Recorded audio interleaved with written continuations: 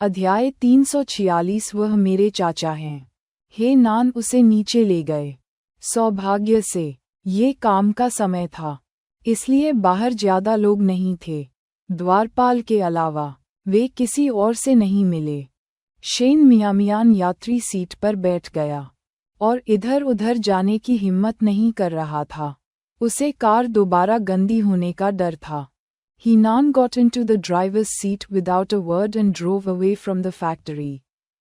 ली Yu और Ruan Yiyang उसे गाड़ी चलाते हुए देखने के लिए ठीक समय पर कार्यशाला से बाहर आ गए। भाई नान कहाँ जा रहे हैं?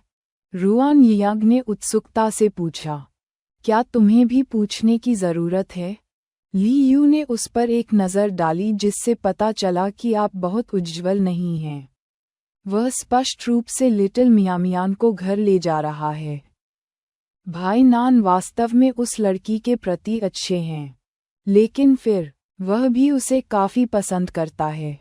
कभी कभी उसे आश्चर्य होता कि उसके माता पिता के पास उस जैसी प्यारी छोटी बहन क्यों नहीं थी। उनके परिवार में अच्छे जीन हैं, उन्हें और अधिक बच्चे पैदा करने चाहिए थे। निष्कर्ष ये था कि उसके पिता अवश्य ही भीले हो गए होंगे। वह नान शेन मियामियान को सीधे शहर के शॉपिंग मॉल में ले गया और उसके लिए एक जोड़ी पैंट खरीदी। फिर वह उसे सैनिटरी नैपकिन के कुछ पैक खरीदने के लिए ले गया। हालांकि शेन मियामियान शुरू में केवल एक पैक खरीदना चाहता था, लेकिन जब पैसे देने की बारी आई तो उसने स्टोव मालिक से 5 पैक करने को कहा। स्टोव मालिक का आश्चर्यचकित होना ऐसा था मानो उसे संदेह हो कि उनके परिवार के पास एक खदान है। इस युग में केवल घर पर पैसे वाले लोग ही इनका उपयोग करने में संकोच नहीं करेंगे। सैनिटरी नैपकिन केवल बड़े डिपार्टमेंट स्टोर में उपलब्ध थे और आप उन्हें छोटी दुकानों में नहीं पा सकते थे क्योंकि वे उपभोग्य सामान थे और सस्ते नहीं थे। बहुत से लोग इनका उपयोग करने से कतराते थे। एक साथ कई पैक खरीदना वास्तव में काफी दुर्लभ था।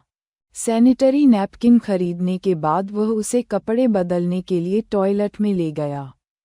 जैसे ही वे एक अंडरवियर की दुकान से गुजरे, शेन मियामियान रुक गए। इस बिंदु पर शेन मियामियान को अब शर्मिंदगी का मतलब नहीं पता था। उसने अपने दांत पीस लिए और जानबूझकर बहुत शांत व्यवहार करते हुए कहा, बड़े भाई, मैं अंडरवियर के 2 सेट खरीदना चाहती हूँ। वह नान अपने कदमों में रुक गया और भावहीन हम के साथ अपनी सहमति दे दी। अनुमति लेकर शेन मियामियान दुकान में गया और बेतरतीब ढंग से अंडरवियर के 2 सेट उठाए। वह नान भुगतान करने के लिए चुपचाप आगे बढ़ा। क्लर्क लगभग 17 या 18 वर्ष की एक सुंदर लड़की थी। ये देखकर कि हे नान कितना सुंदर था, वह मदद नहीं कर सकी लेकिन थोड़ा शर्मा गई और बोली, तुम्हारा भाई वास्तव में अच्छा है और बहुत सुंदर भी। आजकल पुरुष पतले पतले होते हैं और कई लोगों में पुरुषत्व के बारे में मजबूत धारणाएं होती हैं। कपड़े खरीदने के लिए महिलाओं के साथ जाने वाले लोग बहुत कम हैं। शेन मियामियान काफी छोटी है और संभवतः किसी पुरुष की प्रेमिका नहीं हो सकती। इसलिए महिला दुकान सहायक का पहला विचार था कि यह व्यक्ति उसका भाई होना चाहिए। शेन मियामियान सिर हिलाने ही वाली थी कि उसने उसे ये कहते हुए सुना। नहीं। उन छोटे से 2 शब्दों ने निश्चित रूप से उनके रिश्ते को साफ कर दिया। उद्धरण चिन्ह। दुकान सहायक एक पल के लिए स्तब्ध रह गई। उसकी अभिव्यक्ति धीरे धीरे बदल रही थी। भाई नहीं, तो फिर वह इस युवा लड़की के साथ अंडरवियर खरीदने क्यों जाएगा? क्या वे वास्तव में युगल हो सकते हैं? स्वयं एक महिला होने के नाते शेन मियामियान ने दुकान सहायक के विचारों को तुरंत समझ लिया। किसी गलतफहमी के डर से उसने कहा, वह मेरे चाचा हैं।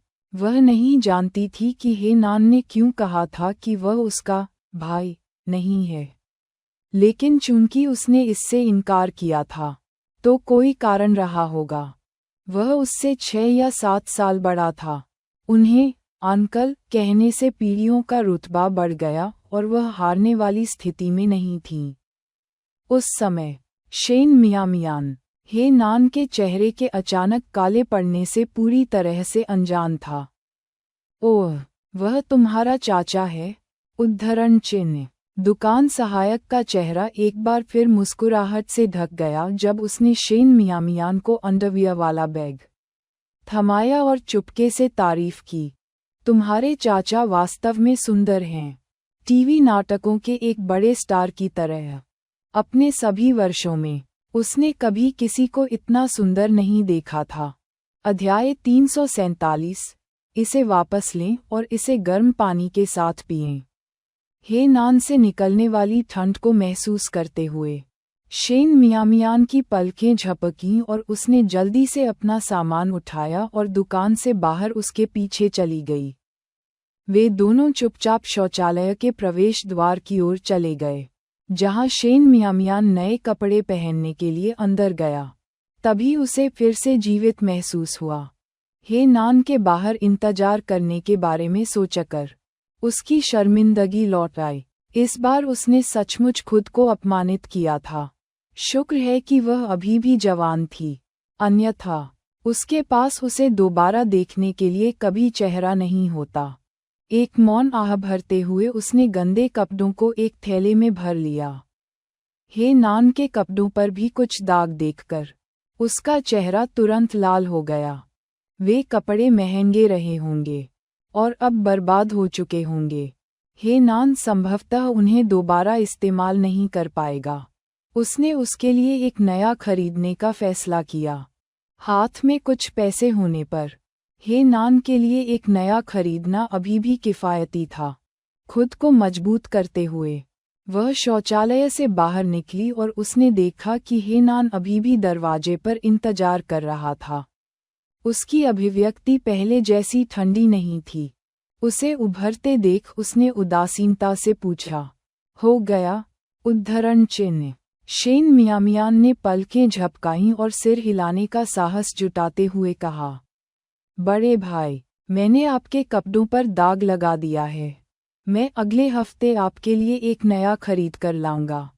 इसे मत रखो, मैं इसे धोने के लिए वापस ले जाऊंगा। इतने अच्छे कपड़े को फेंकना अफसोस की बात होगी। इसके साथ क्या करना है, ये तय करने से पहले बेहतर होगा कि वह इसे स्वयं साफ कर ले। हे नान ने अपनी भौहें थोड़ी सी ऊपर उठाईं। उसकी नज़र उसे लेने के लिए आगे बढ़ने से पहले एक पल के लिए कपड़ों के बैग पर टिकी रही। तुम्हें इसे धोने की कोई ज़रूरत नहीं है। इतना कहकर वह चलने लगा। शेन मियामियान रुका और जल्दी से बोला, क्या आप इसे फेंकने जा रहे हैं? उद्धरण चिन्ह। ऐसे बढ़िया कपड़ों को त्यागना बहुत बड़ी बर्बादी होगी। दरअसल उस सूट को ओवरकोट के रूप में इस्तेमाल करना उसके लिए बुरा नहीं होगा। हे नान ने भौहें उठाईं। ये थोड़ा गंदा है, इसे फेंकने की कोई ज़रूरत नहीं है। मैं खुद इसकी देखभाल करूँगा। आपको हाल ही में ठंडे पानी को नहीं छूना चाहिए।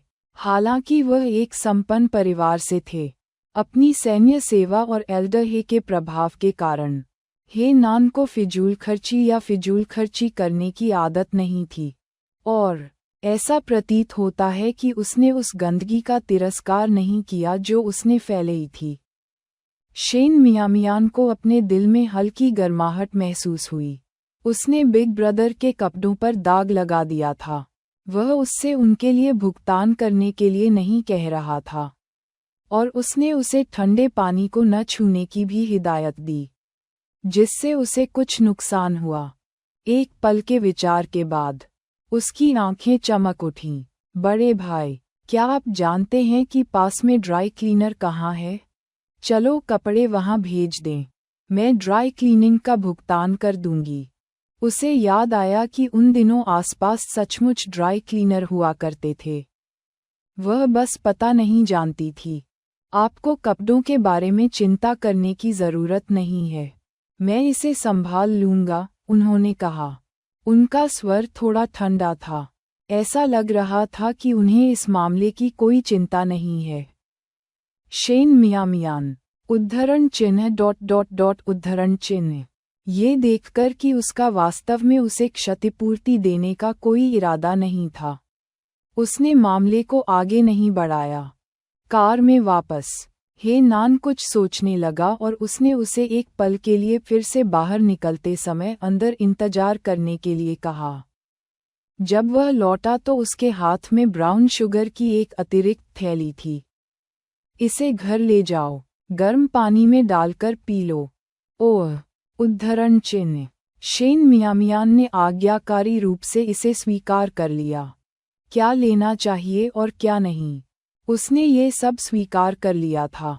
अब उसे ब्राउन शुगर का एक अतिरिक्त बैग लेने में कोई आपत्ति नहीं थी। मूल रूप से शेन मियामियान ने सोचा था कि एक बार जब वह पैसा कमा लेगी तो वह उसे अच्छी तरह से चुकाएगी, लेकिन लायू के साथ उसके संबंध के बारे में जानने के बाद उसने उस विचार को लगभग छोड़ दिया था। उसने सोचा कि भले ही वह अपना सब कुछ छोड़ दे, फिर भी उसे इसकी परवाह नहीं होगी। विचारों में खोई हुई, उसने अचानक उसे फिर से बोलते हुए सुना, हर महीने इस समय के आसपास ऐसा ही होगा, कुछ दिनों तक चलेगा। खुद ही दिनों को नोट कर लें और जब समय नज़दीक हो तो कुछ ज़रूरी चीज़ें अपने पास रखें ताकि दोबारा ऐसी स्थिति से बचा जा सके। अपनी बात खत्म करने के बाद उसने अपने होंठ भींचे और कुछ नहीं कहा। अध्याय 348। क्या हमें उसे शरीर क्रिया विज्ञान के बारे में शिक्षित करना चाहिए? शेन मियामियान उद्धरण चिन्ह ... उद्धरण चिन्ह। क्या भाई वह उसे शरीर विज्ञान का पाठ पढ़ा रहा है? पिछले जन्म में उसे किसी ने ऐसी सीख नहीं दी थी। उसने सोचा था कि जब उसका मासिक धर्म पहली बार आया तो वह गंभीर रूप से बीमार थी और मरने वाली थी। इस जीवन काल में इसके बारे में जानकर उसने भाई के सामने खुद को शर्मिंदा किया था और उसे सबक भी देना पड़ा था। उसने कौन सा कर्म रचा था? चीजें इतनी दूर आ जाने के बाद शेन मियामियान ने अपना दिल मजबूत किया। हे नान जो कह रहा था उसके साथ चली गई और पूरी तरह से अज्ञानी होने का नाटक किया। उसने सिर हिलाया और मिमी ध्वनि निकाली। फिर उसने शांत स्वर में कहा, आपकी परेशानी के लिए धन्यवाद भाई। हे मम्मा, हे नान ने दबे होठों से जवाब दिया। उसे परेशानी की परवाह नहीं थी। वह इस बात की गारंटी नहीं दे सकता कि ऐसा होने पर वह हर बार उसके साथ रहेगा। झो लैनफेंग को स्पष्ट रूप से अपने दैनिक जीवन से कोई परेशानी नहीं थी और शेन जियान हुआ एक पुरुष के रूप में उससे भी कम परेशान थे। उसकी कोई बहन नहीं थी और यह संभव था कि किसी ने उसे ये शारीरिक तथ्य नहीं बताए थे, इसीलिए उसने कुछ और कहा। हे नान ने शेन मियामियान को उस चौराहे पर छोड़ दिया जहां लू सियुआन ने अपनी बैलगाड़ी खड़ी की थी। हे नान के निर्देश के बाद उसने अपना कोट यात्री सीट पर रख दिया, फिर अपने गंदे कपड़े पकड़कर कार से बाहर निकल गई। इस बार उसने हे नान को पहले की तरह दूर जाते हुए नहीं देखा। जैसे ही वह बाहर निकली, वह भाग गई। अगर तुम जल्दी वापस नहीं आए तो मैं सो जाऊंगा। शेन मियामियान को वापस आते देख लू सियुआन ने बैलगाड़ी से छलांग लगा दी और उसे घुमा दिया। इतनी देर तक इंतजार करने के बाद उसे लगभग नींद आने लगी थी। जहां तक दुकान की बात है, भाई वह मदद करने को तैयार है। हमें बस खबर का इंतजार करना होगा, शेन मियामियान ने कहा। वह इधर उधर नहीं जाना चाहता। उसने सीधे उसके साथ खुशखबरी साझा की और फिर बैलगाड़ी पर चढ़ गई। लू सियुआन खुश हुआ, लेकिन फिर उसने शेन मियामियान के कपड़ों में कुछ गड़बड़ देखी। क्या भाई उसने आपके लिए फिर से नए कपड़े खरीदे? जब शेन मियामियान पहले गई थी तो उसके पास कुछ भी नहीं था और निश्चित रूप से उसने ये पैंट नहीं पहनी थी। मम्मा, शेन मियामियान ने सिर हिलाया, फिर बहाना बनाया। मेरी पिछली पैंट सिलवटों से अलग हो गई थी। आपने अभी अभी जो कपड़े खरीदे हैं वे सिलवटों में कैसे बिखर सकते हैं? उद्धरण चिन्ह। लू सियुआन को यह अजीब लगा और उसने उस बैग पर नज़र डाली जिसका उपयोग शेन मियामियान अपने कपड़े ले जाने के लिए कर रही थी। उसका लुक देखकर शेन मियामियान ने तुरंत बैग को अपने शरीर से ढक लिया। क्या टांकों का अलग हो जाना सामान्य बात नहीं है? जब मैं वापस आऊंगा तो मैं इसे सिल दूंगा। लू सियुआन को कुछ भी संदेह नहीं हुआ और उसने अपना ध्यान सैनिटरी पैड वाले बैग की ओर लगाया। वहाँ क्या है? उद्धरण चिन्ह। वह एक काले प्लास्टिक बैग में ढका हुआ था और वह नहीं देख सका कि अंदर क्या है। कुछ महिला उत्पाद। शेन मियामियान ने बैग को और भी कसकर पकड़ लिया। कौन से महिला उत्पाद? लू सियुआन की जिज्ञासा शांत हो गई। मुझे देखने दो। आप एक व्यस्त व्यक्ति की तरह व्यवहार क्यों कर रहे हैं? शेन मियामियान ने उसकी ओर घूरकर देखा। वहाँ देखने लायक क्या है? उद्धरण चिन्ह। देखने में क्या हर्ज है? उद्धरण चिन्ह। जितना अधिक शेन मियामियान ने उसे दिखाने से इनकार किया, लू सियुआन की जिज्ञासा उतनी ही बढ़ती गई। जब वह ध्यान नहीं दे रही थी तो उसने बैग छीनने की कोशिश की और खींचतान में प्लास्टिक बैग फट गया। एक सैनिटरी पैड गिर गया और लू सियुआन ने उसे उठाया और उत्सुकता से देखते हुए कहा, यह क्या है? उद्धरण चिन्ह। इस दौर में ग्रामीण इलाकों में बहुत कम लोग सैनिटरी पैड का इस्तेमाल करते थे। अधिकांश इस्तेमाल किया जाने वाला कपड़ा जिसे धोया जाता था और दोबारा इस्तेमाल किया जाता था, और अन्य लोग टॉयलेट पेपर का इस्तेमाल करते थे। 80% से अधिक लोगों ने कभी सैनिटरी पैड नहीं देखा था। इसलिए लू सियुआन को पता नहीं था कि इसका उपयोग किस लिए किया जाता है। क्या आप बेवकूफ़ हैं? उद्धरण चिन्ह। शेन मियामियान लगभग गुस्से में था। उसने उसे जल्दी से वापस छीन लिया। शेन मियामियान को वास्तव में क्रोधित होते देख लू सियुआन को थोड़ा गलत महसूस हुआ। ये सिर्फ एक कॉटन पैड है, देख लेने में क्या हर्ज है? इसमें किसी का अपमान क्यों? इसमें नाराज होने की क्या बात है? अध्याय 349। टूटे हुए कॉटन पैड पर विवाद। आपने पहले ही कहा था कि यह सिर्फ एक घटिया कॉटन पैड है। इसमें अच्छा क्या है? उद्धरण चिन्ह। शेन मियामियान ने उसे घूर कर देखा। उस युग में मिडिल स्कूल में फिजियोलॉजी की कक्षाएं नहीं थीं और इंटरनेट भी विकसित नहीं हुआ था। लू सियुआन जैसे लोगों को शरीर विज्ञान के बारे में बिल्कुल भी जानकारी नहीं थी। अगर उसे लू सियुआन को सैनिटरी पैड के बारे में समझाना था तो शायद उसे मानव शरीर रचना विज्ञान को भी समझाने की ज़रूरत थी। हाँ, ये सिर्फ एक घटिया कॉटन पैड है। आप किस चीज़ को इतना महत्व दे रहे हैं? मैं आपकी चोरी नहीं कर रहा हूँ। क्या आपने इसे लेने की कोशिश नहीं की? उद्धरण चिन्ह। ऐसा इसलिए है क्योंकि आपने मुझे देखने नहीं दिया। एक घटिया सूती पैड। इसमें अच्छा क्या है?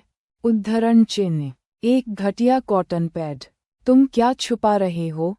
उद्धरण चिन्ह। वे दोनों कॉटन पैड के ऊपर आगे पीछे चले। बहस शुरू हुई जो वहीं तक घूम गई जहां से शुरू हुई थी।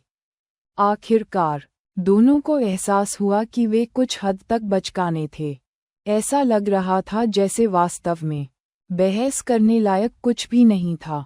वे दोनों एक दूसरे को नज़रअंदाज करते हुए ठंडी घूंट भरते रहे। जब लू सियुआन गाड़ी चला रहा था, वह जितना अधिक इसके बारे में सोचता था उतना ही क्रोधित होता जाता था। उसे ये भी अजीब लगा भाई। उसने शेन मियामियान के साथ बहुत अच्छा व्यवहार किया। या तो उसे चीजें दी या खरीदी। वह इसे तब समझ सका जब खरीदारी उपयोगी थी। लेकिन अब इस घटिया कॉटन पैड का क्या उपयोग था? लड़की उसकी ऐसे रखवाली कर रही थी मानो वह कोई कीमती मोती हो। जो क्रोधित करने वाला था। उसने कभी उसे किसी चीज की इतनी उग्रता से रक्षा करते नहीं देखा था। तब भी नहीं जब उसका डू जियाओहुई के साथ झगड़ा हुआ था। देहात की सड़कें ऊबड़ खाबड़ थीं और गाड़ी पर एक टेलीविज़न था। लू सियुआन को बैलगाड़ी को सामान्य से धीमी गति से चलाना पड़ा। शेन मियामियान को कॉटन पैड के बैग को लगातार दबाते हुए देखकर उसने उपहास किया, केवल अपने घटिया कॉटन पैड की रक्षा मत करो, टीवी को भी स्थिर करने में मदद करो। ये बुरा होगा यदि यह उनके घर पहुंचने से पहले टूट गया। शेन मियामियान ने अपनी आंखें घुमाईं और लापरवाही से अपना हाथ टेलीविज़न के कार्डबोर्ड बॉक्स पर रख दिया, जिससे लू सियुआन को बहुत गुस्सा आया, चूंकि वह अपनी संपत्ति का प्रदर्शन नहीं करना चाहता था। जैसे ही वे गांव के पास पहुंचे, लू सियुआन ने टेलीविज़न बॉक्स को एक बोरी से ढक दिया, यहाँ तक कि जब उन्हें गांव में प्रवेश करने वाले परिचितों का सामना करना पड़ा, तब भी किसी ने कुछ नोटिस नहीं किया। इस प्रकार एक श्वेत श्याम टेलीविज़न सेट चुपचाप घर लाया गया। दादाजी लू को पता चला कि लू सियुआन ने एक टीवी खरीदा है और वह पैसे को लेकर कुछ परेशान थे, लेकिन इससे भी अधिक वह खुश थे। उनका पोता इतनी कम उम्र में ही अपनी योग्यता से पैसा कमा सकता था। यह उसके लिए बहुत आरामदायक था। बिना कहे ही हर कोई समझ गया कि उन्हें गाओ चांगचुन और उनकी पत्नी को टेलीविज़न सेट के बारे में पता नहीं चलने देना चाहिए, अन्यथा इससे कई तरह की समस्याएं पैदा हो जाएंगी। परिणामस्वरूप लू सियुआन ने टीवी को दादाजी लू के कमरे में स्थानांतरित कर दिया। इस तरह दादाजी भी बिस्तर पर लेट सकते थे और रात में टीवी देख सकते थे। दादाजी, आज एक दिन की छुट्टी ले लो, बांस की टोकरियां मत बुनो, अंदर आओ और थोड़ी देर टीवी देखो। लू सियुआन ने दादाजी लू को कमरे में खींच लिया। फिर शेन मियामियान और जियाओकुई को भी अंदर बुलाया। चलो, आज हम सब आनंद लेंगे और बस टीवी देखेंगे। टीवी को अपने कमरे में ले जाओ। उद्धरण चिन्ह। चूंकि दादाजी लू बूढ़े हो रहे थे और उनके कमरे से एक खास तरह की गंध आती थी, उन्हें चिंता थी कि कहीं युवा लोग इसके आदी न हो जाएं। उनकी चिंताओं को देखते हुए शेन मियामियान ने प्यार से कहा, दादाजी, टीवी को अपने कमरे में रखना बेहतर है। अगर यह सियुआन के कमरे में है, तो वह हर दिन आधी रात तक टीवी देखता रहेगा, जिससे उसकी पढ़ाई प्रभावित होगी। ये सुनकर दादाजी लू ने टीवी हिलाने का विषय छोड़ दिया। उस युग के श्वेत श्याम टीवी सिग्नल प्राप्त करने के लिए पीछे 2 एंटेना के साथ आते थे। यदि तस्वीर की गुणवत्ता खराब थी, तो बस एंटीना को घुमाने की जरूरत थी जब तक कि यह धीरे धीरे स्पष्ट न हो जाए। लू सियुआन पहली बार इस तरह के टीवी को संभाल रहा था और एंटीना को समायोजित करते समय वह बहुत सावधान था। उस दोपहर उन्होंने कई चैनलों के बीच स्विच किया। जब भी तस्वीर स्पष्ट नहीं होती, तो हर कोई लू सियुआन से एंटीना को समायोजित करने के लिए कहता था, और यद्यपि वह अपनी आंखें घुमाता था, लेकिन वह हर बार इसे लगन से करता था। अध्याय 350 पूछताछ टेलीविज़न के साथ। हर कोई काफी उत्सुक था और वे सामान्य से देर से निकले। लगभग 6 बजे तक नहीं निकले।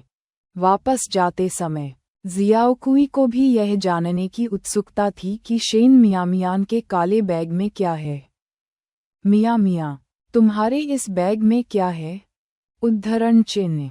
काले बैग के माध्यम से वह केवल ये देख सकती थी कि सामग्री ब्लॉक दर ब्लॉक ईंटों की तरह दिख रही थी, फिर भी वे बहुत भारी नहीं लग रहे थे।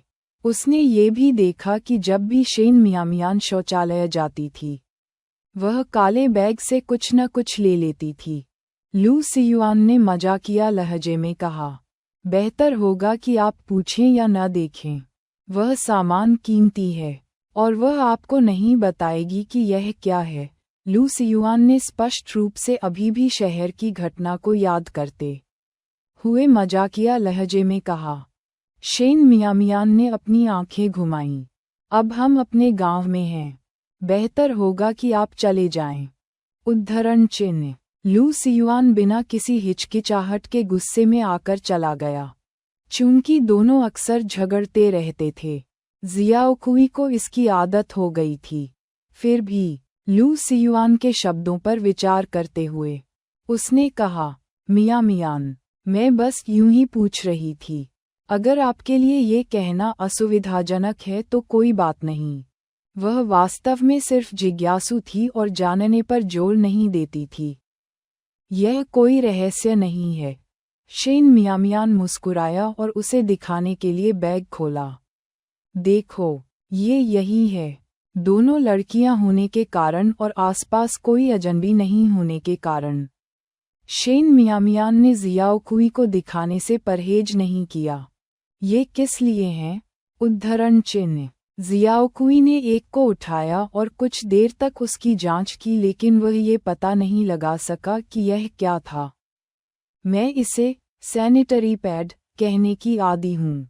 यह मासिक धर्म के लिए है, लड़की होने के नाते और दूसरों की अनुपस्थिति में। शेन मियामियान ने खुलकर बात की।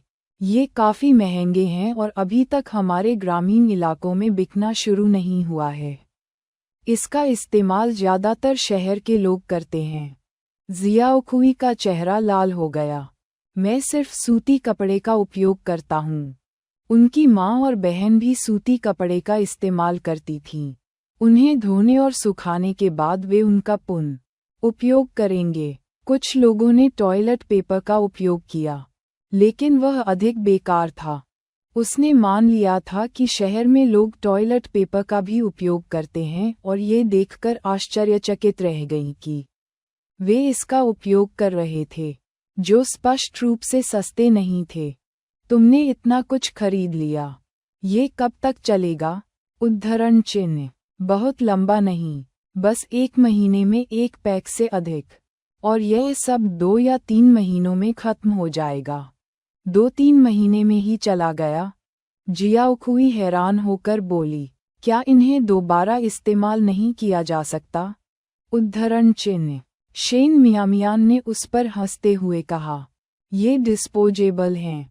यदि इन्हें भाई हे ने नहीं खरीदा होता तो उसने जियाओकुई को एक पैकेट दिया होता। ये बहुत बड़ी बर्बादी है। जियाओकुई ने चिल्लाकर कहा, एक छोटे बूढ़े आदमी की तरह उसकी अभिव्यक्ति को देखकर शेन मियामियान हंसे बिना नहीं रह सका और विषय बदल दिया। जियाओकुई, क्या आप थोड़ी देर में शहर में काम करना चाहेंगे? उद्धरण चिन्ह। शहर में दुकान खुलने के साथ लू सियुआन के पास घर के लिए अतिरिक्त ऊर्जा नहीं थी। दादाजी लू द्वारा बुनी गई बांस की टोकरियां बिना किसी को काम पर रखे बेची जा सकती थीं। उसे दुकान चलाने के लिए किसी पढ़े लिखे, संख्या में अच्छे और भरोसेमंद व्यक्ति की आवश्यकता थी। जियाओकुई इस काम के लिए बिल्कुल उपयुक्त लग रहा था। शहर में काम। जियाओकुई की आंखें चमक उठीं, फिर धुंधली हो गईं। मेरे पास कोई कौशल नहीं है। मुझे नहीं पता कि मैं शहर में क्या कर सकता हूँ। इन दिनों नौकरियां बड़ी मुश्किल से मिलती थीं। आम तौर पर शहर की नौकरियां कनेक्शन पर निर्भर होती थीं और उसके परिवार का शहर में कोई रिश्तेदार नहीं था। बिना किसी कौशल के वह अनिश्चित थी कि वह वहाँ क्या कर सकती है। बस भुगतान लेना और कुछ गणना करना। ये काफ़ी सरल है। यदि आप इच्छुक हैं तो मैं आपके लिए इसकी व्यवस्था करने का एक तरीका निकालूंगा। आपको बाकी के बारे में चिंता करने की ज़रूरत नहीं है। मैं इस साल के अंत में अध्ययन करने के लिए शहर भी जाऊंगा। हम एक दूसरे का साथ दे सकते हैं ताकि आप बहुत अकेला महसूस न करें।